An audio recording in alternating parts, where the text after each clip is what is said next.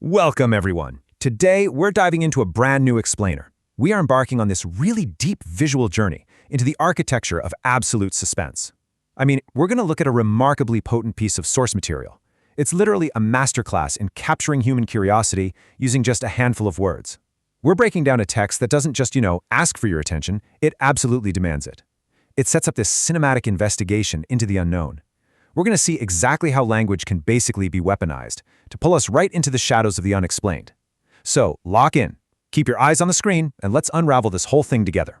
Right out of the gate, the source hits us with this massive promise: the world's most mysterious place.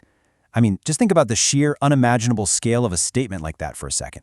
It doesn't just say a mysterious place or a kind of unusual spot. No, it claims to be the absolute pinnacle of the unknown.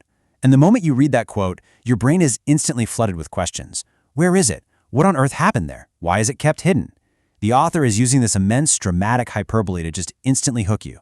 They're setting the stakes literally as high as they can possibly go, right from the very first syllable. So, let's dive into Section 1, the world's biggest mystery, the psychology of suspense. Now, I want you to notice the really stark contrast we're looking at here. Over on the left, we've got the known world. This represents our comfort zone, our cold hard facts, our GPS maps, our established science. It's basically everything that makes us feel safe and completely in control. But then, look over on the right. The source text just completely shatters that comfort with one single reality. There are places whose mysteries remain unsolved today. It pulls you right from the safety of what we know straight into the dark, frustrating allure of the unexplained. And there's a really profound reason this actually works. As humans, we are completely hardwired to solve puzzles. When we're presented with a gap in our knowledge, especially one that's labeled as the absolute biggest mystery, it creates this literal itch in our brains, an itch that we just feel fundamentally compelled to scratch. Moving right along to Section 2, Still Unsolved Questions, the Enduring Power of the Unknown. Still unsolved today. Seriously, just let that reality sit with you for a second. We live in this era of instant gratification, right?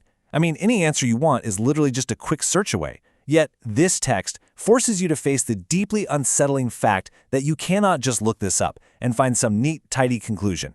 The source is making a very deliberate choice here. It doesn't just hand you the answers. Instead, it highlights the enduring, unyielding nature of the secret itself. The real power here comes from the information it completely withholds from us. It elevates the mystery from just a simple piece of trivia into this ongoing, living enigma. It leaves this massive void, and your imagination is absolutely forced to fill it.